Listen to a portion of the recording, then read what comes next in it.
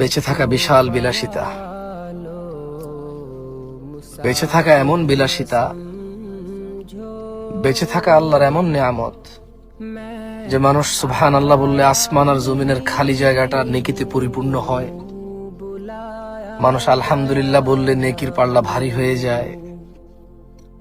বেঁচে থেকে মানুষ আল্লাহুম্মা সাল্লি আলা মুহাম্মাদ দুরূদ পড়লে 10টা নেকি হয়, 10টা গুনাহ ক্ষমা হয়, মর্যাদা বৃদ্ধি হয়,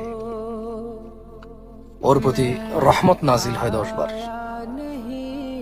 বেঁচে থাকলে ফজরের 2 রাকাত সুন্নত আদায় করলে দুনিয়া আর দুনিয়াতে যা আছে এর চেয়ে বেশি কিছু পাওয়া যায়।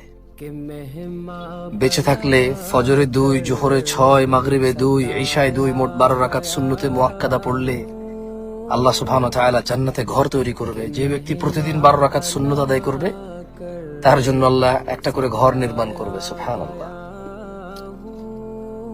বেঁচে থাকলে সাদাকা করা যায়, বেঁচে থাকলে মানুষের উপকার করা যায়, বেঁচে থাকলে আল্লাহর প্রশংসা করা যায়, বেঁচে থাকলে লাউ বালাগাত যুনুবুকা আনানাস সামা, যদি মানুষের গুনাহ আসমানের মেঘমালা পর্যন্ত ছয়, সুম্মা ইস্তাগফারতানি, আল্লাহ বলছে তারপর যদি সে আমার কাছে মাপ চায়, গফারতু লাক, আমি তাকে ক্ষমা করব, ওয়ালা উবালি, কারো পরোয়া করব না।